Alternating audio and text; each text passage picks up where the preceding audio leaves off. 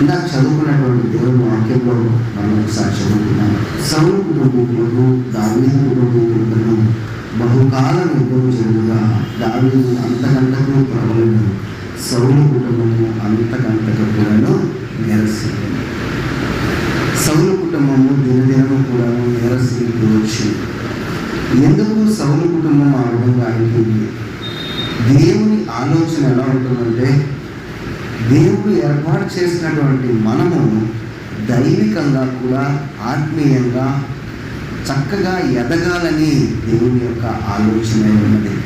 ఎక్కడ కూడా పడిపోకుండా మనం ఉండాలని దేవుడు ఆలోచనతోటి దేవుని యొక్క వాక్యంలో అనేకమైనటువంటి సందర్భాలను, అనేకమైనటువంటి వ్యక్తులను మనకు మాదిరిగా రాయించి ఇచ్చినట్టుగా మనం చూస్తూ ఉన్నాం. ఇక్కడ చదువుకున్నటువంటి దేవుని వాక్యంలో దావీదు కుటుంబము అంతకంతకు ప్రబలి అధికమైందంట. సౌలు కుటుంబము నేరసిల్లిపోయింది. అయితే ఈ చదువుకున్నటువంటి వాక్య భాగంలో నుంచి దేవుని వాక్యాన్ని మనం ధ్యానం చేస్తూ ఉన్నప్పుడు అక్కడ రాయబడినటువంటి సందర్భాలన్నీ కూడా దేవుడు ఎందు నిమిత్తం రాయించి ఇచ్చాడు. ఈ సందర్భాలను మన ఆత్మీయ జీవితానికి మనం వర్తింప చేసుకున్నప్పుడు మనం కూడా ఆత్మీయంగా దేవునిలో ఎదగటానికి అవకాశం ఉంటుంది.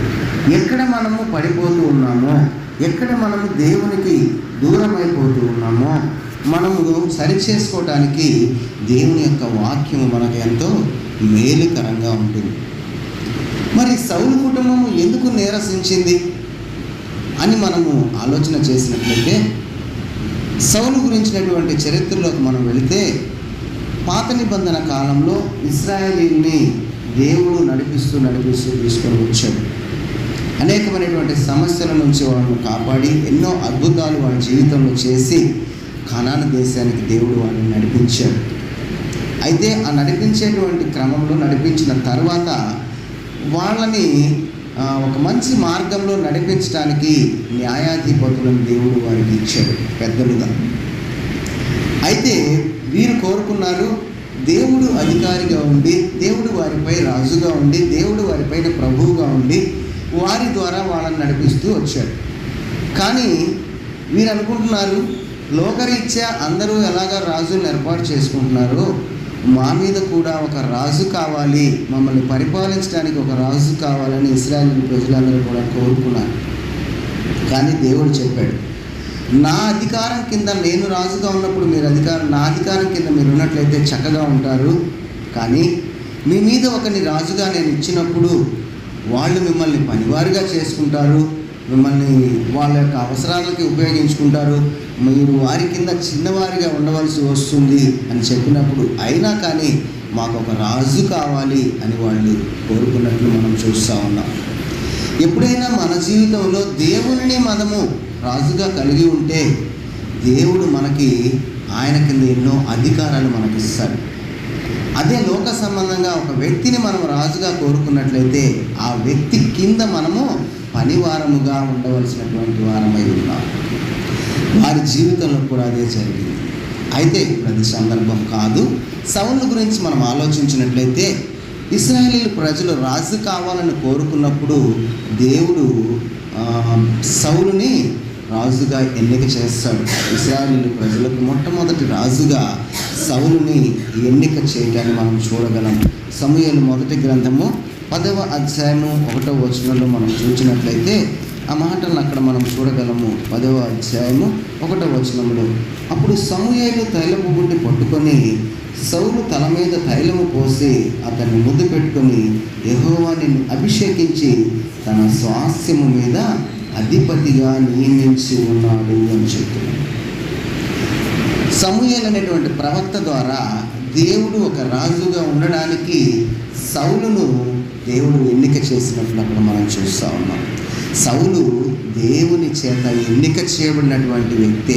ఒక రాజుగా ఉండటానికి, తన ప్రజలను పరిపాలించడానికి దేవుడు సౌలును ఎన్నుకున్నాడు. ఆయన కూడాను ఎన్నిక చేయబడినటువంటి వ్యక్తే. సౌలు గురించి మనం ఆలోచించినట్లయితే, సౌలు గారి యొక్క తండ్రి పేరు కీషు.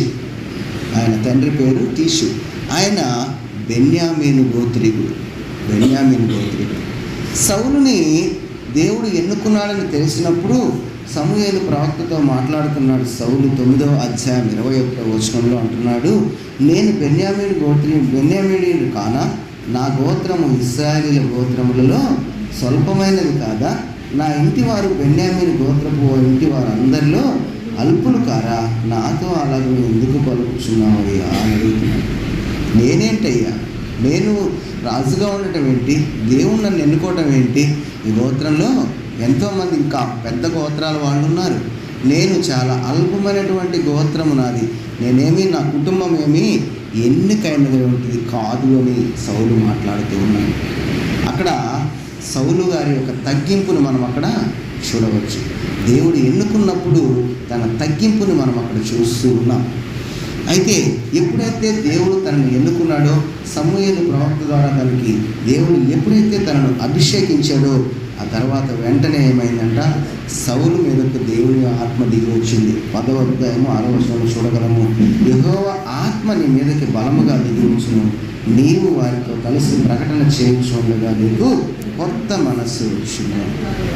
దేవుడు మనల్ని ఎన్నుకున్నప్పుడు, ఏర్పాటు చేసుకున్నప్పుడు, దేవుని ఆత్మాభిషేకము మనకు జరిగినప్పుడు, మనలో పాత స్థితులు ఎలాంటివైనా ఉన్నా కానీ దేవుని ఆత్మ మనకు తోడుగా ఉంటే దేవుడు మనకు కొత్త మనస్సును, కొత్త జీవితాన్ని కూడాను మనకు అనుగ్రహించేటువంటి దేవుడు అయి ఉన్నాడు. సౌలుకు కూడాను, సౌలు తన తగ్గింపును బట్టి దేవుడు తనను ఎన్నుకున్నాడు. ఎప్పుడైతే అభిషేకం జరిగిందో సౌలుకు కూడాను కొత్త మనసు రావటాన్ని మనం అక్కడ చూస్తూ ఉన్నాం. సౌలు గారికి కూడాను కొత్త మనసు వచ్చింది. అయితే సౌలు గారిని ఎప్పుడైతే దేవుడు ఎన్నుకున్నాడో దేవుని ఆత్మ తనకు తోడుగా ఉన్నది.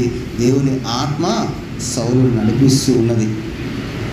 మరి మొదటి సమూయేలు 11వ అధ్యాయము మరి 1 నుంచి 15 వచనాల్లో మనం అక్కడ గమనించినట్లయితే, అక్కడ సౌలు ఇశ్రాయేలీయుల మీదకి వచ్చినటువంటి జనుల మీదకు మొట్టమొదటి యుద్ధాన్ని అక్కడ జరిగించినట్టుగా చూస్తూ ఉన్నాం.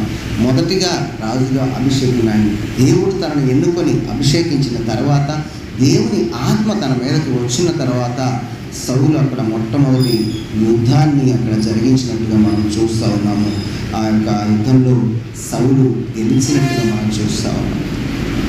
దేవుని ఆత్మ మనకు తోడుగా ఉంటే, మనకు చేతగాకపోయినా, మనము చిన్నవారమైనా, చేతగాని వారమైనటువంటి వాళ్ళమైనా కూడా దేవుని ఆత్మ మనకు తోడుగా ఉంటే ఎలాంటి గొప్ప కార్యాలు చేయటానికి కూడా దేవుడు సహాయం చేస్తాడు.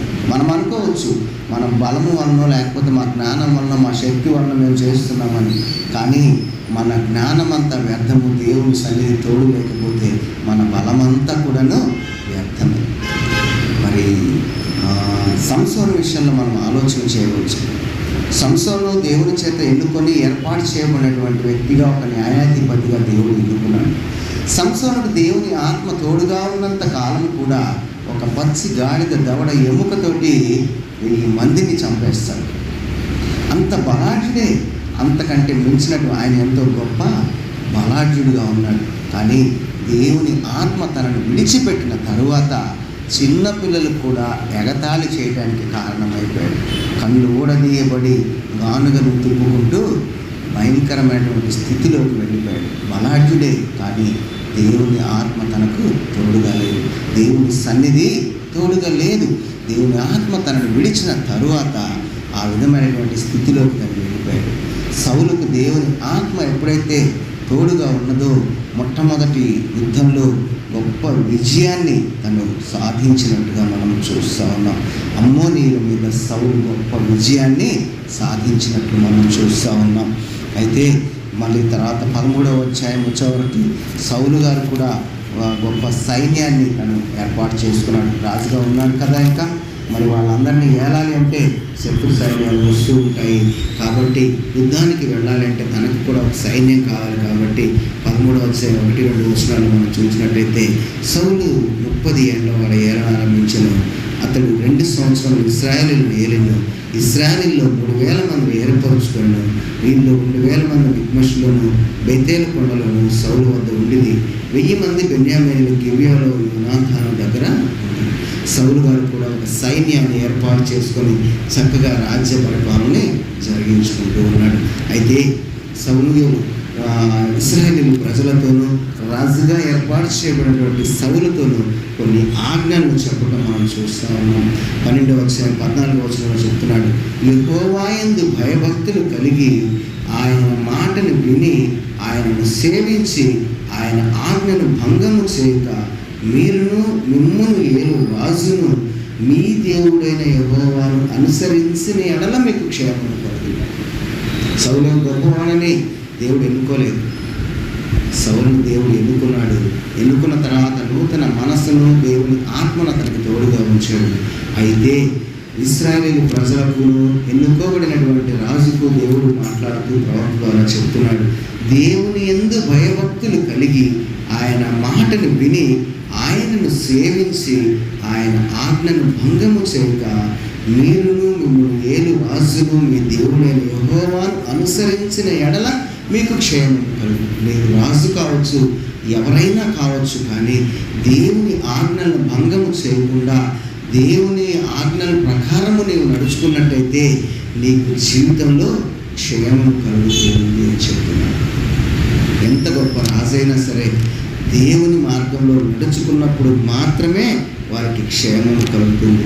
సమూయేలుతో అనేకమైనటువంటి జాగ్రత్తలు, సమూయేలు సౌలుకు అనేకమైనటువంటి జాగ్రత్తలు చెప్పి మరి దేవుని మార్గంలో నడుచుకుంటే చక్కగా నీకు క్షేమము కలుగుతుందని చెప్పి రాజ్యాన్ని పరిపాలించుకోవడానికి సౌలుకు అధికారాన్ని ఇచ్చినట్లుగా మనం చూస్తూ ఉన్నాం.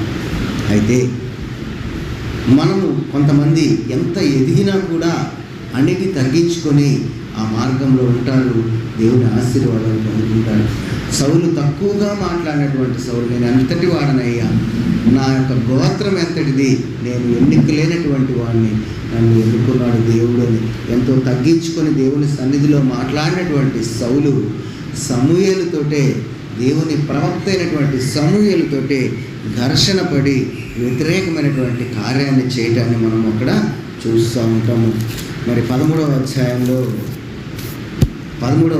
మనం చూసినట్లయితే సమూయేలు సౌలుకు అన్ని చెప్పి జాగ్రత్తలు చెప్పి తనను అభిషేకించిన తర్వాత చెప్తాడు, నువ్వు గిల్గాల్కు వెళ్ళు, నేను వచ్చి నేను నీ ఉన్నటువంటి స్థలంలో నేను బలి అర్పిస్తాను అని చెప్పి సమూయేలు జాగ్రత్తలు చెప్పాడు.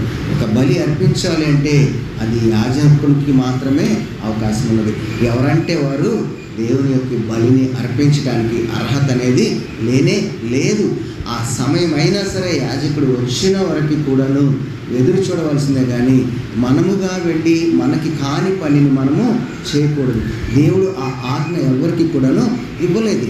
సమూయేలు చెప్పాడు, నువ్వు గిల్గాల్కు వెళ్ళు, నీవు వెళ్ళిన తర్వాత నేను వచ్చి బలిని అర్పిస్తాను అని చెప్పి సమూయేలు చెప్పినప్పుడు సౌలు విని వచ్చాడు, రాజుగా వచ్చాడు. మొట్టమొదటి యుద్ధాన్ని ఎప్పుడైతే గెలిచాడో సౌలు పరిస్థితి మారిపోయింది. ఎన్నిక లేనటువంటి వాడిని దేవుడు ఎన్నుకుంటే మరి యుద్ధంలో దేవుడు తన ఆత్మను తోడుగా ఉంచి జయమిస్తే ఆ ఇచ్చిన అధికారాన్ని కాపాడుకోకుండా, ఆ ఇచ్చినటువంటి దేవాది దేవుని మాటలు ఖాతరు చేయకుండా తన ఇష్టానుసారంగా ప్రవర్తించడం మొదలుపెట్టాడు. మరి 13వ అధ్యాయం 8వ వచనంలో మనం చూడగలము, సమూయేలు చెప్పినట్టు అతడు 7 దినములు ఆగి సమూయేలు గిల్గాలునకు రాకపోవటయు జనులు తన వద్ద నుండి చెదరిపోవటయు చూచి దహన బలులను సమాధాన బలులను నా యొద్దకు తీసుకురమ్మని చెప్పి దహన బలి అర్పించాను. మరి ఫిలిస్తీయులు ఇశ్రాయేలుతో యుద్ధం చేయడానికి వచ్చారు. యుద్ధం చేయడానికి వచ్చినప్పుడు దేవుని సన్నిధిలో ప్రార్థన చేసి దేవునికి బలి అర్పించి దేవుని సన్నిధిలో ఆజ్ఞ తీసుకొని యుద్ధానికి వెళ్ళవలసినటువంటి వారై ఉన్నారు. అలా చేసినప్పుడు దేవుని యొక్క సహాయం వారికి ఉంటుంది. వీరికి యుద్ధం చేసేటువంటి సామర్థ్యం లేకపోయినా కూడా దేవుడు వారికి సహాయం చేసి వారికి జయమివ్వగలిగినటువంటి వాడు దేవుడు. అలాగే సమూయేలు చెప్పినటువంటి మాటలను ఖాతరు చేయకుండా మా మీదకి యుద్ధానికి ఫిలిస్తీయులు వస్తున్నారు కాబట్టి సమూయేలు ఇంతవరకు రాలేదు, నేనే బలి అర్పిస్తానని చెప్పేసి జనముల దగ్గర బలిని తీసుకొని సమాధాన బలిని దహన బలిని సౌలు అర్పించడం అక్కడ మనము చూస్తూ ఉన్నాం. ఎప్పుడైతే సౌలు బలి అర్పించాడో వెంటనే సమూయేలు వచ్చాడు. సమూయేలు వచ్చి ఆయన అడుగుతున్నాడు సమూయేలుతో, నీవు చేసిన పని ఏమని అడిగాను, అందుకు సౌలు చెప్తున్నాడు, అయ్యా నేనేదో పొరపాటు చేశాను, తప్పు చేశాను అని ఆయన తగ్గించుకోవడం లేదు. మనం చేసినటువంటి పాపాన్ని మనం దేవుని సన్నిధిలో ఒప్పుకున్నట్టయితే ఆయన క్షమించి మనలను నీతిమంతులుగా చేస్తాడు. కానీ మొట్టమొదట్లో రాజుగా ఎన్నుకొనక ముందు తగ్గించుకొని తనను తాను తగ్గించుకొని మాట్లాడినటువంటి సౌలు రాజుగా ఎన్నికయ్యి ఒక యుద్ధాన్ని గెలవగానే సమూయేలు ప్రవక్తతోటి, దేవుని ప్రతినిధిగా ఉన్నటువంటి దేవుని యొక్క ప్రవక్తతోటే వాదనకి దిగుతున్నాడు, ఘర్షణకి మాట్లాడుతున్నాడు, వ్యతిరేకంగా బలి అర్పించి ఘర్షణగా మాట్లాడుతున్నాడు. ఏం చెప్తున్నాడంటే, ఏంటయ్యా నువ్వు చేసిన పని అని అడిగినప్పుడు, జనులు నా ఎదురు నుండి చెదిరిపోవటయు, నిర్ణయ కాలమున నీవు రాకపోవటయు, ఫిలిస్తీన్లు మిక్మషులో కూడి ఉండుట నేను చూచి ఇంకనూ యెహోవాను శాంతపరచక మునిపే ఫిలిస్తీన్ గిల్గాలునకు వచ్చి నా మీద పడుదురనుకుని నా అంతట నేను సాహసించి దహన బలిని అర్పించాను అంటున్నాడు. ఏం చెప్పాడు? దేవుని యందు భయభక్తులు కలిగి ఆయన మాటను విని ఆయనను సేవించి ఆయన ఆజ్ఞను భంగము చేయక మరి ఆయన మార్గంలో మీరు నడుచుకున్నట్టయితే మీకు క్షేమం కలుగుతుందని దేవుడు ప్రవక్త ద్వారా హెచ్చరిస్తే, నా ప్రజలు చెదిరిపోతారేమో అని అంటున్నాడు. నీకు ప్రజలను ఇచ్చింది ఎవరు? గాడిదలు కాచుకునేటువంటి నీకు గాడిదలను వెతుక్కుంటుంటే ప్రవక్త ద్వారా ఏర్పరిచి దేవుడు అభిషేకించి రాజుగా అభిషేకించింది దేవుడు. ప్రజలందరినీ నీకు పరిపాలించమని ఇచ్చింది దేవుడు. ఇచ్చినటువంటి దేవునికి తెలియదా? కానీ ఈయన సొంత ఆలోచన చేసి నా ప్రజలు చెడిపోతారేమో చెదరిపోతారేమోనని మీరు రాకముందే నేను బలర్పించానని మరి సమూయేలుతోటి వాదనకి దిగుతూ ఉన్నాడు. తగ్గించుకొని మాట్లాడినటువంటి సౌలు ఎప్పుడైతే అధికారం వచ్చిందో, ఒక యుద్ధాన్ని జయించాడో, వెంటనే తనను తాను హెచ్చించుకుంటూ మాట్లాడుతూ ఉన్నాడు. నేను తప్పు చేయలేదన్నట్టుగా మాట్లాడుతున్నాడు. తను చేసినటువంటి తప్పును తను ఒప్పుకోవట్లేదు. అందుకే చెప్తున్నాడు, వెంటనే సమూయేలు అంటున్నాడు, దేవుడైన యెహోవా నీకు ఇచ్చిన ఆజ్ఞను గైకొనక నీవు అవివేకకు పని చేసావు కనుక దేవుడు ఆలోచన ఎలాగుందో తెలుసా? నీవు వ్యతిరేకమైనటువంటి దేవుని ఆలోచనకు వ్యతిరేకమైనటువంటి పని నీవు చేసావు. కానీ దేవుడు అనుకుంటున్నాడు, దేవుని ఆలోచన ఎలాగుందో, ఇశ్రాయేలీల మీద సదాకాలము స్థిరపరచుటకు దేవుడు నిన్ను తలంచి ఉన్నాడు. ఇశ్రాయేలీల మీద ఎల్లప్పుడూ నీవు నీ కుటుంబము రాజుగా ఉండాలని దేవుడు తలంచి ఉన్నాడు. కానీ నీవేం చేసావు? దేవునికి వ్యతిరేకమైనటువంటి కార్యం చేసావు. కాబట్టి దైవ చిత్తానుసారమైనటువంటి మనస్సు కలిగినటువంటి వారిని దేవుడు ఇంకొకరిని కనుగొని ఉన్నాడు. నీకు ఆజ్ఞాపించిన దానిని నీవు గైకొనక దేవుడు యెహోవా తన జనుల మీద అతనిని అధిపతిగా నియమించు. నీవు ఆజ్ఞాపించిన దాన్ని గైకొనకపోతివి కనుక ఇంకొకళ్ళని దేవుడు ఏర్పరుస్తున్నాడు.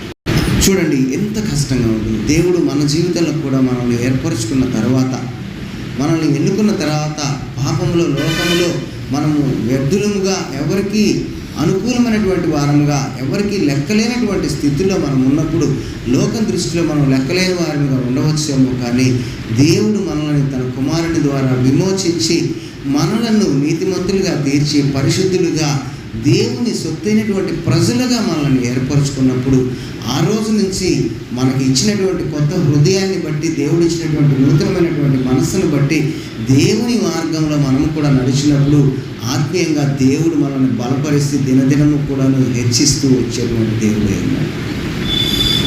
ఏ రోజైతే మనము దేవునికి వ్యతిరేకంగా మారతామో దేవుడు కూడాను మనల్ని విడిచిపెట్టేటువంటి దేవుడు అన్నాడు. వెంటనే చెప్తున్నాడు సమూయేలు, దేవుడిచ్చినటువంటి ఆజ్ఞను నీవు గైకొనక అవివేకకు పని చేసావు. దేవుని ఆలోచన అయితే సదాకాలం కూడా నిన్ను గొప్పగా ఇశ్రాయేలీయుల మీద రాజుగా నిన్ను నీ కుటుంబాన్ని ఉంచాలనుకున్నాడు. నీవు తప్పిపోయావు. కాబట్టి దైవ చిత్తానుసారమైన మనస్సు కలిగినటువంటి వారిని దేవుడు ఎన్నుకొని ఏర్పాటు చేసుకుంటూ ఉన్నాడు. మనం కూడా ఒక్కొక్కసారి అనుకుంటున్నాం, నేను వెళ్ళేటువంటి సంఘంలో, సమాజంలో నేను అన్నీ కూడా చేయగలను, నాకంటే ఎవరు కూడా సంఘంలో లేరు అని మనం ఎప్పుడైతే అతిశయపడతామో వెంటనే మనకంటే తక్కువైనటువంటి వారిని, ఎన్నిక లేనటువంటి వారిని దేవుడు పైకి లేపుతాడు. ఆ రోజు మనం ఎంత బాధపడినా కూడా, ఎంత కష్టపడినా కూడా, అయ్యో నాకు ఇచ్చినటువంటి అవకాశం పోయిందని మనం బాధపడితే ఆ పోగొట్టుకున్నటువంటి అవకాశం వల్ల రాదు. సౌలు మరి మరి తనకున్నటువంటి అవకాశాన్ని పోగొట్టుకున్నాడు. అయినా కానీ దేవుడు ఎదురు చూస్తూ ఉన్నాడు. అయినా మరి సౌలు మరలా ఇంకా అవిధేయతలోకి వెళ్ళిపోతున్నట్టుగా మనము చూడగలం. ఇంకా ముందు అధ్యాయాల్లో మనకు వెళ్ళినప్పుడు మరి ఒకరోజు సౌలును పిలిచి ఒక మాట చెప్తూ ఉన్నాడు. సైన్యములకు అధిపతి యెహోవా సెలవిచ్చిందేమనగా 15వ అధ్యాయంలో మనం చూసినట్లయితే, అమాలేకీయులు ఇశ్రాయేలీయులకు చేసినది నాకు జ్ఞాపకమే. వారు ఐగుప్తులో నుండి రాగానే అమాలేకీయులు వారికి విరోధులై మార్గమందు వారి మీదకి వచ్చారు కదా. కాబట్టి నీవు అమాలేకీయుల మీదకు వెళ్ళి కనికరింపక వారి గొడ్లనేమి, గార్ధబములనేమి, ఒంటెలనేమి, మనుషులనేమి అందరినీ కూడాను, సమస్తమును కూడాను మరి పాడు చేసి నిర్మూలన చేసి ప్రతి వస్తువుని కూడాను మరి సమస్తాన్ని కూడా నిర్మూలనం చేసి రాయ సౌలు అని ఒక మాట చెప్పాడు. చెప్పినప్పుడు సౌలు అమాలేకీయుల మీదకి యుద్ధానికి వెళ్తాడు. అగగు రాజుగా అప్పుడు పరిపాలిస్తూ ఉన్నాడు. సమూయేలు చెప్పినటువంటి మాటను ఖాతరు చేయకుండా అక్కడికి వెళ్ళి అమాలేకీయుల రాజుని ప్రాణాలతో పట్టుకొని వచ్చాడు. చంపేయమన్నాడు దేవుడు, చంపలేదు.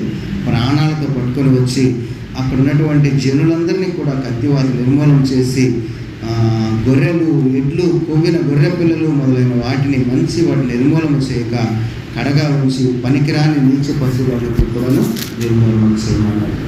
దేవుడు ఎందుకు చెప్పాడో, దేవుడు చెప్పినటువంటి మాటని మనము వినేటువంటి వారముగానే ఉండాలి, కానీ మన ఇష్టానుసారమైనటువంటి పనిని మనము చేసేటువంటి వారముగా ఉండవచ్చు. పాపములో 10,000 రూపాయలు ఆదాయం వస్తుందన్నా సరే అది పాపపు సొమ్మైనప్పుడు దాని జోలికి మనము వెళ్ళకూడదు. సౌలుకు కూడా అదే హెచ్చరిస్తున్నాడు దేవుడు. ఇశ్రాయేలీయులు ఐగుప్తుల నుంచి బయటకు వచ్చి కానాను దేశమైనటువంటి పాలు తేనెలు ప్రవహించేటువంటి దేవుడు ఏర్పాటు చేయబడినటువంటి రాజ్యానికి వెళుతున్నటువంటి క్రమంలో మొట్టమొదటిగా అమాలేకీయులు వాళ్ళని అడ్డగిస్తారు. అక్కడే చెప్తాడు దేవుడు, తరతరములకు వీళ్ళతోటి మీకు యుద్ధం ఉంటుంది, విరోధం ఉంటుంది. అంటే దేవుని రాజ్యానికి వెళుతున్నటువంటి ఆటంకానికి పాపముగా వీళ్ళని దేవుడు గుర్తుగా చూపించాడు. కాబట్టి సౌలును అమాలేకీయుల మీదకి వెళ్ళినప్పుడు పాపభూయిష్టమైనటువంటి వారిని, దేవుని రాజ్యానికి ఆటంకముగా ఉన్నటువంటి ఈ పాపానికి సంబంధించినటువంటి వీరిని సమస్తాన్ని కూడాను నిర్మూలనము చేసి రమ్మని దేవుడు పంపించాడు. కానీ నీకేదైనా మేలుకరమైంది, లాభకరమైంది దేవుడు తీసుకొచ్చుకోమని చెప్పలేదు. తీసుకొచ్చుకొని ఎక్కడ పెట్టుకున్నాడు? వాటన్నిటిని కూడా తీసుకొని వచ్చి గొర్రెల దొడ్లో కట్టేసుకున్నాడు. మంచి వాటిని తీసుకొచ్చి మరుసటి దినము సమూయేలుకు ప్రత్యక్షమై దేవుని వాక్యం దేవుని వాక్కు చెప్తా ఉంది. సౌలు నన్ను అనుసరింపక వెనుక తీసిన ఆజ్ఞలు గనుకపోయాడు కనుక అతను రాజుగా నిర్ణయించినందుకు నేను పశ్చాత్తాపడుతూ ఉన్నాను. దేవునిని కష్టపెట్టేటువంటి పరిస్థితిలోకి సౌలు వెళ్ళిపోయాడు. ఎన్నుకున్నటువంటి దేవునినే కష్టపెట్టేటువంటి స్థితిలోకి వెళ్ళిపోయాడు. సమూయేలు వచ్చాడు, యెహోవా వలన నీకు ఆశీర్వాదం కలుగును గాక, యెహోవా ఆజ్ఞను నేను నెరవేర్చాను అని చెప్తా ఉన్నాడు. సమూయేలు సౌలు దగ్గరికి రాగానే ఏం చెప్తున్నాడు? నేను దేవుని ఆజ్ఞను నెరవేర్చాను చెప్తుంది. దేవుని ఆజ్ఞ నెరవేర్చాడు. దేవుడు ఏం చెప్పాడు? సమస్తాన్ని కూడా పాపభూయిష్టమైనటువంటి దాన్ని సమస్తాన్ని కూడా నిర్మూలన చేయమన్నాడు. మనల్ని కూడా ఏం చెప్తున్నాడు?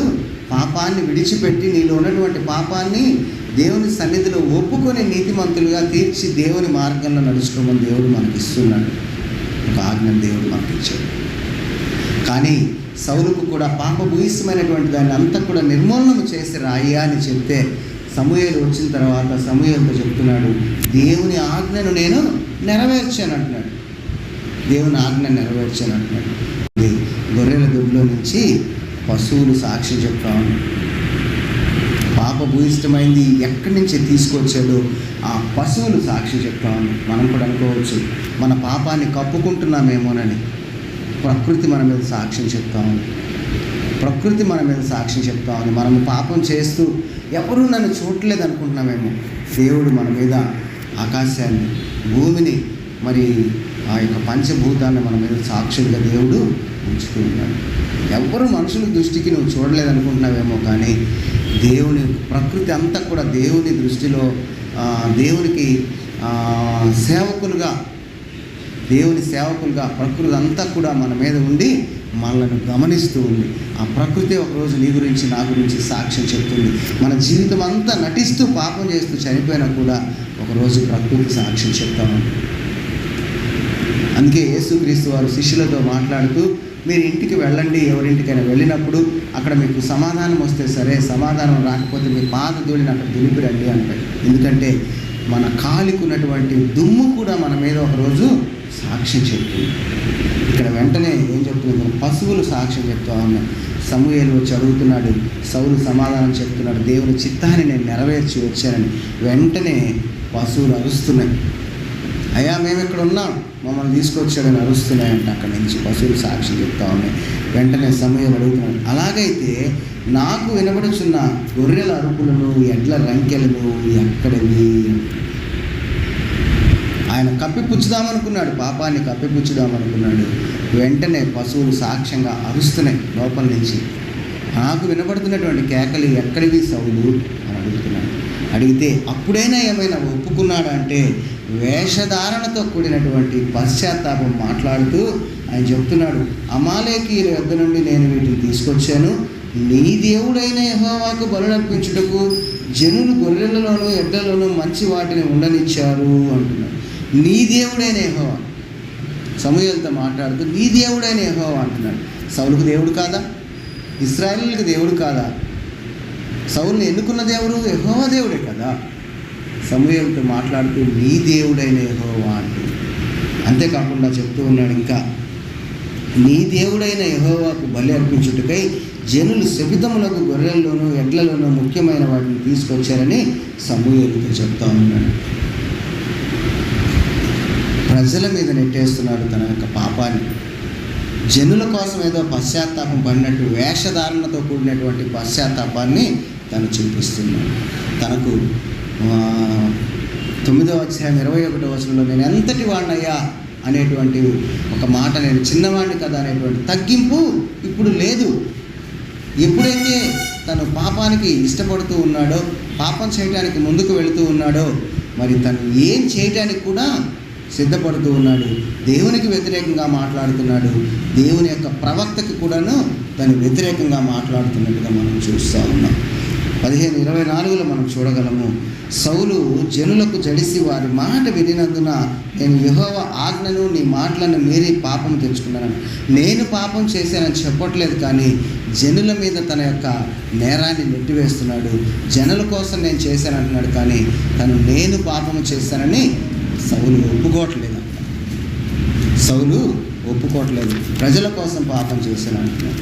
కానీ సౌలును ఎందుకున్నందుకు దేవుడే పశ్చాత్తాపపడేటువంటి పరిస్థితిని సౌలు అక్కడ కల్పించినట్టుగా మనం చూస్తాం. మనం కూడా పాపంలో ఉన్నటువంటి మనల్ని దేవుడు ఎన్నుకొని తీసుకొని వచ్చిన తర్వాత మరలా మనం పాపంలోకి వెళ్తే దేవుణ్ణి కష్టపెట్టినటువంటి వాళ్ళము అవుతాం, దేవుణ్ణి బాధ పెట్టినటువంటి వాళ్ళము మనం కూడా అవుతాం. సౌలు గురించి మాట్లాడుతూ 15:35 అంటున్నాడు, సౌలును ఇశ్రాయేలీల మీద రాజుగా నిర్ణయించినందుకు యెహోవాకు పశ్చాత్తాపడ్డాడు. దేవుడే పశ్చాత్తాపపడేటువంటి పరిస్థితిలోకి సౌలు తన మార్గాన్ని, తన పరిస్థితిని, తన యొక్క ఆలోచనను తీసుకువెళ్ళినట్టుగా మనం ఇక్కడ చూస్తూ ఉన్నాం. ఎప్పుడైతే సౌలు దేవునికి వ్యతిరేకంగా మారిపోయాడో వెంటనే ఏమైపోయిందో తెలుసా? దేవుని ఆత్మ తన వద్ద నుండి వెళ్ళిపోయినట్టుగా మనం చూడగలం. 16వ అధ్యాయం 14వ వచనంలో యెహోవా ఆత్మ సౌలును విడిచిపోయి యెహోవా వద్ద నుండి దురాత్మ ఒకటి వచ్చి అతనిని వెంబడిస్తుంది. ఉంటే దేవుని ఆత్మ మనలో ఉండాలి, లేదంటే దెయ్యం ఆత్మ మనలో ఉండాలి. దేవుని ఆత్మ ఎప్పుడైతే సౌలు దగ్గర నుంచి వెళ్ళిపోయిందో దురాత్మ వచ్చి సౌలును కనిపిస్తుంది. ఇంత చీకటిగా ఉంది, లైట్ వేసామనుకోండి, లైట్ వేసినప్పుడు అక్కడ ఉన్నటువంటి చీకటి అంతా కూడాను పారిపోతుంది. మనలో కూడా వాక్యం అనేటువంటి లైటు, క్రీస్తు అనేటువంటి లైటు మన హృదయంలో ఎప్పుడైతే వెలుగుతుందో మనలో ఉన్నటువంటి పాపం అంతా కూడాను బయటికి వెళ్ళిపోతుంది. చీకటి అంతా కూడా బయటికి వెళ్ళిపోయి మనం అందరం కూడా ఎలాగా ఉంటామో వెలుగుతో నింపబడతాము, దైవ సంబంధికులుగా మనము ఉండేటువంటి వారిగా ఉంటాం. మరి దేవుని ఆత్మ తనను ఎప్పుడైతే విడిచిపెట్టి వెళ్ళిపోయిందో సౌలులో దురాత్మ వచ్చేసింది సౌలు మీద. దేవుని యొక్క ఆత్మ మనలో ఉంటే ప్రేమ, సంతోషము, సమాధానము, దేవుని శాంతము, దయాళుత్వము, మంచితనము, ఆశ, నిగ్రహము అనేటువంటి మంచి లక్షణాలు మనలో ఉంటాయి. ఒక వ్యక్తి మనకి ద్రోహం చేసినా కూడా మనము ప్రేమించేటువంటి వారంగా ఉంటాము. ఎందుకంటే మనలో ఉన్నది దేవుని ఆత్మ కాబట్టి. ఎప్పుడైతే దేవుని ఆత్మ మనలో నుంచి వెళ్ళిపోయిందో, రోమీయులకు రాసినటువంటి పత్రిక 1వ అధ్యాయము 29వ వచనంలో మనం అక్కడ కొన్ని వచనాలను మనము చూడగలము. దేవుని ఆత్మ మనలో లేనట్టయితే, దేవునికి మన మనసులో చోటు మనం ఇవ్వకపోయినట్టయితే అక్కడ రాస్తున్నాడు, సమస్తమైన దుర్నీతి చేతను, దుష్టత్వం చేతను, లోపము చేతను, ఈర్ష్య చేతను, మత్సరము, నరహత్య, కలహము, కపటము, వైరం అనే వాటితో నిండిన వారే, కొండెగాండ్లు, అపవాదకులు, దైవద్వేషులు, హింసకులు, అహంకారులు, బింకములాడువారు, చెడ్డవాటిని కల్పించేవారు, తల్లిదండ్రులకు అవివేకులు, మాట తప్పేటువంటి వారు, ప్రేమ లేనటువంటి వారు, అనురాగ రహితులుగా మారిపోతారు. ఎప్పుడైతే దేవుని ఆత్మ మన నుంచి వెళ్ళిపోతుందో అక్కడ 21 రకాలైనటువంటి పాపాలను అక్కడ దేవుడు రాయిస్తూ ఉన్నాడు. దురాత్మ ద్వారా మనలో జరిగేటువంటి కార్యాలు 21 రకాలను అక్కడ దేవుడు రాయిస్తూ ఉన్నాడు. అలాంటి స్థితిలోకి మనము వెళ్ళిపోయేటువంటి వారముగా ఉంటాం. సౌలు పరిస్థితి కూడా అలాగే మారిపోయింది. సౌలు వారిలో ఎప్పుడైతే దేవుని ఆత్మ వెళ్ళిపోయిందో తనలోకి దురాత్మ వచ్చి చేరిపోయింది. మరి ఆ దురాత్మ జరిగించేటువంటి కార్యాల గురించి మనం ఆలోచన చేసినట్లయితే సౌలు గారిలో కూడా అలాంటివే వచ్చేసినాయి. సౌలు గారు కూడా ఈర్ష్య పెరిగిపోయింది. తను హత్య చేయడానికి కూడా వెనకాడనటువంటి పరిస్థితిలోకి వచ్చేసాడు. దావీదును దేవుడు రాజుగా అభిషేకించిన తర్వాత, తను దావీదుని ఎన్నుకున్న తర్వాత సౌలు రాజుకి ఈ విషయం ఎప్పుడైతే తెలిసిందో, దావీదు కొద్దిగా ఫిలిష్తీయుడైనటువంటి గొలియాతుని చంపిన తర్వాత జన దృష్టిలో వెళుతూ ఉంటే దావీదుని చంపడానికి ప్రయత్నం చేస్తున్నాడు సౌలు. అక్కడ రాస్తాడు ఒక మాట, భయంకరమైనటువంటి ఒక మాట అక్కడ రాస్తాడు. సమూయేలు 1వ గ్రంథము 18వ అధ్యాయము 9వ వచనంలో మనం చూసినట్లయితే, నాట నుండి సౌలు దావీదు మీద విషపు చూపు ఉంటున్నాడు. ఎందుకండి అంత విషపు చూపు ఎందుకు వచ్చింది? ఎందుకు నిలబోవాల్సినటువంటి పరిస్థితి ఏంటి? ఒకప్పుడు తను తగ్గించుకొని మాట్లాడినటువంటి సౌలు ఈరోజు ఇంకొకళ్ళ మీద ఈర్ష్యపడుతున్నాడు, మత్సరపడుతున్నాడు, నరహత్య చేయడానికి కూడా ఇష్టపడుతున్నాడు. దావీదు మీద విషపు చూపు నిలిపి ఎప్పుడు చిక్కితే ఎప్పుడు చంపేద్దామా అని దావీదు కోసం తిరుగుతాం. మనం కూడా అదే అనుకుంటూ ఉంటాం. సంఘములో దేవుడు మనం ఎన్నుకొని ఏర్పరచుకొని ఒక స్థితి మనకి ఇచ్చిన తర్వాత మన అవిధేయత వలన ఆ స్థితిని మనం పోగొట్టుకున్నప్పుడు, మనకంటే ఒక వ్యక్తి ఎదుగుతూ ఉన్నప్పుడు మనము కూడా ఎంతో ఈర్ష్యపడుతూ ఉంటాం. అవి ఎక్కడి నుంచి వస్తే తెలుసా? సాతాను సంబంధమైనటువంటి, దురాత్మ సంబంధమైనటువంటి ఆలోచనలు. అవి దురాత్మ మనలో కార్యం చేసేటువంటి ఆ యొక్క కార్యాలు. సంఘాల్లో ఈరోజు ఒకళ్ళ మీద ఒకళ్ళు పంతానికి వెళ్ళి గొడవలు పడి కొట్టుకొని కారణం ఏంటో తెలుసు? దురాత్మ చేసేటువంటి కార్యాలు. దేవుని ఆత్మ మనకు తోడుగా ఉంటే మనకి శత్రువు ఎదురుపడినా కూడా దాన్ని ప్రయోగించేటువంటి వారంగా మనము ఉంటాం. అది ఆ పని దావీదు చేశాడు. ఈసారి అవకాశం వచ్చినప్పుడు దావీదు గురించి మనం ఆలోచన చేద్దాం. దావీదు చేశాడు. సౌలు రాజు దావీదుని చంపడానికి తిరుగుతూ ఉంటే దావీదు సౌలు చేతికి చిక్కినా కూడా విడిచిపెట్టినట్టుగా మనం చూస్తాం. దేవుని చేత అభిషేకం పొందినటువంటి వ్యక్తి ఈయన నేనేలాగో చంపగలనని సౌలుని విడిచిపెట్టినట్టు మనం చూస్తాం. చివరికి ఇంకా ఎంత భయంకరమైనటువంటి పాపం చేశాడంటే, తను ఉన్నటువంటి దురాత్మ తనతో చేయించినటువంటి పాపం 22వ అధ్యాయము 18వ వచనంలో మనం అప్పుడు చూడగలము. సౌలు దావీదుకి ఆశ్రయం ఇచ్చాడని 85 మంది యాజకులను సంహరిస్తాడు. 85 మంది యాజకులను చంపడానికి సౌలు ఆజ్ఞ ఇచ్చినట్టు అక్కడ మనం చూడాలి. సౌలు రాజుకి భయం అనేది లేకుండా తనలో ఉన్నటువంటి దురాత్మ ప్రేరేపించగా దైవ సంబంధమైనటువంటి యాజకులని 85 మందిని తను చంపేసినట్టుగా చూస్తాము. ఇంకా చివరికి ఎక్కడ చేరాడో తెలుసా? చివరికి వెళ్ళి కర్ణ పిశాచము కలిగినటువంటి ఒక స్త్రీ దగ్గరకు వెళ్ళిపోయాడు. ఒకప్పుడు దేవునిలో ఉన్నప్పుడు ఇదంతా మనకి వ్యతిరేకము, ఇది మన దేవునికి వ్యతిరేకమైనటువంటి కార్యం అని వాళ్ళందరినీ కూడాను వెళ్ళగొట్టినటువంటి వాడిగా ఉన్నటువంటి ఆ సౌలు చివరకు ఎప్పుడైతే దేవుని ఆత్మ తనకు దూరం అయిపోయిందో, దేవుని నుంచి ప్రవక్త నుంచి సమాధానం ఎప్పుడైతే రాకపోయిందో, దైవ సంబంధమైనటువంటి సమాధానము తనకు రాకపోయిందో, వెంటనే ఫిలిష్తీయులు యుద్ధానికి వచ్చారని చెప్పేసి ఏం చేయాలని విచారించడానికి ఎక్కడికి వెళ్ళాడు తెలుసా? చివరకు దయ్యాల దగ్గరికి వెళ్ళాడు. దయ్యాల దగ్గరికి మరలా తను ఏ పాపాన్ని అయితే దేశంలో ఉండకూడదని వెళ్ళగొట్టాడో, దేవునికి వ్యతిరేకమైనటువంటి దాన్ని ఏదైతే వెళ్ళగొట్టాడో, చివరకు మరలా అక్కడికి వెళ్ళాడు. ఆ యొక్క సౌలు చివరికి ఏమైపోయాడో తెలుసా? ఆ ఫిలిష్తీయులతో యుద్ధం చేస్తూ తన కుటుంబం అంతా కూడా చనిపోయింది. 31వ అధ్యాయంలో మనం చూడగలం.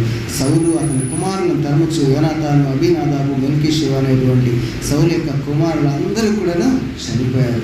యుద్ధంలో సౌలు ఓడిపోతూ ఉన్నప్పుడు అప్పుడు జ్ఞాపకం వచ్చింది, సున్నతి లేనటువంటి ఫిలిష్తీయుల చేతుల్లో నేను చనిపోవడం కంటే నేను ఆత్మహత్య చేసుకోవాలి. అప్పుడు కూడాను క్షమాపణ అడగట్లేదు, దేవుణ్ణి ప్రార్థించట్లేదు, నేను తప్పు చేశానయ్యా నన్ను క్షమించమని అడగట్లేదు. ఇంకా రాదు ఆ మాట, ఎందుకంటే దేవుని ఆత్మ తనలో లేదు, తగ్గింపు లేదు. ఆయన ఏమంటున్నాడు చివరికి, నేను వీళ్ళ చేతిలో నేను చచ్చిపోవడం కంటే సున్నతి లేని వీరు వచ్చి నన్ను పొడిచి అపహాస్యం చేయకున్నట్లు నీ కత్తి దూసి దాని చేతి నన్ను పొడుగు మనకు తన ఆయుధాలు మోయవంతో చెప్పగా, వాడు భయంతో అట్లా చేయకుండాన్నప్పుడు కత్తి పెట్టుకుని తనే కత్తి మీద పడిపోయినట్టుగా ఆత్మహత్య చేసుకున్నట్లు అక్కడ మనం చూడగలం. ఎలాంటి స్థితిలోకి వెళ్ళి తన యొక్క మంచి జీవితం అంతా కూడా పోయి, చివరికి తన కుటుంబం అంతా కూడా నాశనం అయిపోయి, దేవునికి దూరం అయిపోయినప్పుడు, దేవునికి అవిధేయమైనటువంటి పనులు చేసినప్పుడు తన యొక్క కుటుంబం అంతా కూడా నాశనం అయిపోయి, చివరికి తను ఏమైపోయాడో తెలుసా? తను కూడా ఆత్మహత్య చేసుకోవడానికి ప్రయత్నం చేశాడు. కానీ అక్కడ చదువుకుంటే మనం అనుకుంటాము సౌలు కత్తి మీద కూడా చనిపోయాడేమో అనుకుంటాం. కానీ దేవుడు ఏ పాపాన్ని అయితే తీసివేయమన్నాడో, ఏ దేవునికి అవిధేయంగా, దేవునికి వ్యతిరేకమైన, దేవుని రాజ్యానికి ఆటంకం కలిగించేటువంటి ఏ అమాలేకీయులను అయితే దేవుడు చంపివేయమన్నాడో, ఆ పాపం ద్వారానే సౌలు చనిపోయినట్టుగా మరలా వెంటనే మనసు పక్క పేజీలో చూడగలం. మనం సమూయేలు 2వ గ్రంథంలో 1వ అధ్యాయము 8వ వచనంలో మనం చూడగలము.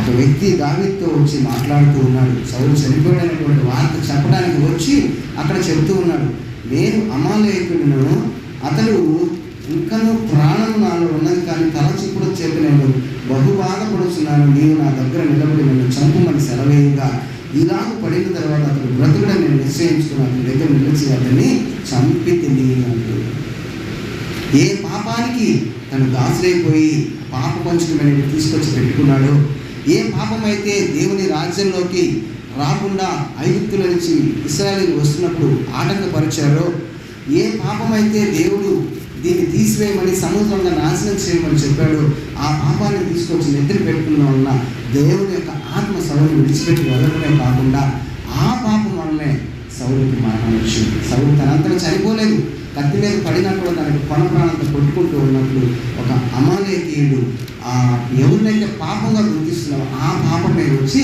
తనని చంపి, పాపము వల్ల వచ్చేటువంటి జీతము మరణము. ఆ మరణం ఎలాగ వస్తుంది తెలుసా? మనము చేసినటువంటి పాపం వల్లనే ఆ పాపమే మరణంలోకి తీసుకువెళ్తుంది. దేవుడు కూడా మనల్ని ఎన్నుకొని ఏర్పరచుకొని ఆ పరలోక రాజ్యం, గొప్ప రాజ్యాన్ని మనకు ఇవ్వాలని దేవుడు ఆశపడుతూ ఉన్నాడు. గొప్ప రాజ్యంలో మనం అందరం కూడా గొప్పగా ఉండాలని దేవుడు ఆశపడుతున్నాడు. ఎన్నిక లేనటువంటి మనల్ని రాజులైనటువంటి యాజక సమూహంగా దేవుడు తీర్చిదిద్ది ఒక గొప్ప అధికారాన్ని నీకు నాకు ఇచ్చి ఆయన మార్గంలో నడవమన్నాడు. మన ఇష్టానుసారంగా మనం నడిచినట్లయితే చివరికి ఏమైపోతామో తెలుసా? అన్యాయంగా మనం నరకానికి వెళ్ళిపోవాల్సినటువంటి పరిస్థితి. దేవుడు ఏమీ చెప్పట్లేదు, నా మార్గంలో నడువు అంటున్నాడు. అయ్యా నేనేదో చేశాను, నేనేదో నీకు తీసుకొచ్చి ఇచ్చానంటే పాపపు ఇష్టమైంది నాకెందుకు, అన్నీ ఇచ్చేది నేనే కదా అంటున్నాడు.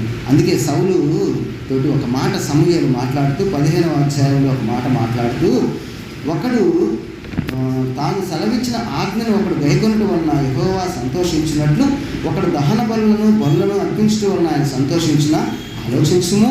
బలులు అర్పించుట కంటే ఆజ్ఞను గైకొంటేయు, పొటేళ్ల కొవ్వు అర్పించుట కంటే మాట వింటేయు శ్రేష్టము. ఇదంతా ఎలాంటిదంటే శోధ చెప్పటము, మూర్ఖతతోటి సమాధానము, మాయా విగ్రహములు పూజించడంతో సమాధానము దేవుడు సమూహం ద్వారా సెలవిస్తున్నాడు. దేవుని మాట వినకపోవటం అనేది సాతాను సంబంధమైనటువంటి కార్యంగా దేవుడు అక్కడ సెలవిస్తున్నాడు. నేనేదో ఇచ్చాను, నేనేదో దేవునికి చేశాను, నేను అవి ఇచ్చాను, ఆ కానుకలు ఇచ్చాను, ఈ కానుకలు ఇచ్చాను చెప్పటం కాదు. నీవు ఎంతవరకు దేవుని మాటను వింటూ ఉన్నావు, ఎంతవరకు దేవుని మాటను. ఏ రోజైతే దేవుని మార్గం నుంచి మనం తప్పిపోతామో మనలో చీకటి మరలా ప్రవేశిస్తుంది. ఆ పాపంలోకి మరలా మనం వెళ్ళిపోతాము. ఆ పాపం వల్ల వచ్చేటువంటి జీతం మరణము. ఆ మరణమే రెండవ మరణం. లోపల అందరం చచ్చిపోతాం, కానీ ఆ రెండవ మరణంలో భయంకరమైనటువంటి స్థితిలోకి మనము వెళ్ళేటువంటి మనం. ఒక్కసారి వెలిగించుకునేటువంటి మనము చీకటిలోకి మనం వెళ్ళిపోయాము అంటే మరి కన్ను చెడిన దగ్గర దేహం అంతా చీకటిమయమైపోతుంది. ఎప్పుడైతే దేహం చీకటిమయమైపోతుందో అది ముందున్నటువంటి వెలుగు కంటే గొప్పగా అయిపోతుంది. దేవుడు ఎన్నుకున్నటువంటి మనలను దేవుని మాటకు అవిధేయులుగా ఈ లోకంలో మనం జీవిస్తే, నేనేదో బాప్తిసం తీసుకున్నాను, దేవుని కుమారుడుగా, దేవుని కుమార్తెగా నేను ఉంటున్నాను, నేను క్రైస్తవురాలని మనం అనుకోవటం కాదు. దేవుని మార్గంలో మనం ఎంతవరకు మనం నడుస్తున్నామో ఆలోచించవలసినటువంటి వాళ్ళని. పాపాన్ని ప్రేమిస్తే పాపమే మనం చివరికి ఏం చేస్తుంది, మరణం దగ్గరికి తీసుకొని వచ్చేటువంటి విధంగా ఉంటుంది. దినవృత్తాంతం 1వ గ్రంథము 10వ అధ్యాయము 13వ వచనంలో మాట చెప్తూ ఉన్నాడు. యెహోవా ఆజ్ఞ గైకొనక ఆయన దృష్టి ఎదురు ద్రోహం చేసినందుకు, యెహోవా యొద్ద విచారణ చేయక కర్ణ పిశాచముల యొద్ద విచారణ చేయదాన్ని వెతకినందుకు సౌలు ఏమైపోయాడు తెలుసా? మీరు హతమైపోయాడు సౌలు. యెహోవా అతనికి మరణ శిక్ష విధించి రాజ్యాన్ని తీసివేశాడు. మనం కూడా దేవునికి అవిధేయంగా మనం జీవించినట్లయితే, పాపాన్ని ప్రేమిస్తూ పాపానికి దగ్గరగా ఉండి మనం కప్పుకుంటూ ఉన్నట్లయితే, ఇంకా మనము కప్పుకుంటూ మనము పాపం చేయటం లేదులే, మనం చేసేది మంచి పని అని మనం అనుకుంటూ ఉన్నట్లయితే, సౌలు దగ్గర నుంచి రాజ్యాన్ని దేవుడు ఎలాగ తీసేశాడో మనకి కూడాను పరలోక రాజ్యాన్ని ఇచ్చేటువంటి అవకాశం. జీవితం అంతా కూడా క్రైస్తవులు మన లోకంలో పేరు పెట్టుకొని మనం జీవించి దేవునికి ఇష్టానుసారంగా జీవించుకున్న మరణిస్తే ఉపయోగమే, పరలోక రాజ్యాన్ని మనం పోగొట్టుకుంటాం. సౌలు రాజుకి దేవుడు రాజ్యాన్ని ఎలాగైతే తీసేశాడు, పరలోక రాజ్యాన్ని మనం కూడాను దేవుడు తీసుకువస్తాడు. యోహాను సువార్తలో దేవుడు మాట్లాడుతూ 15వ అధ్యాయం అంటున్నాడు, మరి తీగ ద్రాక్షావళిలో ఉంటేనే కానీ అది ఫలిస్తుంది. మీరు తీగలు, నేను ద్రాక్షావళి. మన గురించే చెప్తున్నాడు. దేవునిలో మనం ఉంటేనే మనం ఫలిస్తాం. దేవుడు మనలో ఉంటేనే మనము ఫలిస్తాం. దేవునికి వేరుగా ఉండి ఏమి కూడా ఈ లోకంలో మనం చేయలేము. లోక సంబంధంగా మనం సంపాదించాము, మనం గొప్పవారు, మన ప్రేమ ప్రఖ్యాతులు వచ్చాయని మనకు అనుకోవచ్చేమో, కానీ ఒకరోజు అవన్నీ కూడా ఇక్కడ విడిచిపెట్టి వెళ్ళిపోయాయి. పరలోకంలో దేవుని రాజ్యంలో మనకు చోటు లేకపోతే యుగ యుగాలు కూడా అగ్నిలోనే కాలిపోవాలి. అందుకే 19వ కీర్తనలో ప్రార్థన చేస్తాడు భక్తుడు. ఆ ప్రార్థన చదువుకొని మనం కూడా ప్రార్థన చేసుకుందాం. కీర్తనల గ్రంథము 19వ కీర్తన 13వ వచనాన్ని ఒకసారి మనం చదువుకుందాము. దావీదు ప్రార్థన చేస్తున్నాడు. నేను రహస్యముగా చేసిన తప్పులు క్షమించి నన్ను నిర్దోషినిగా తీర్చుము. దురభిమాన పాపముల పడకుండా నీ సేవకుని ఆపుము.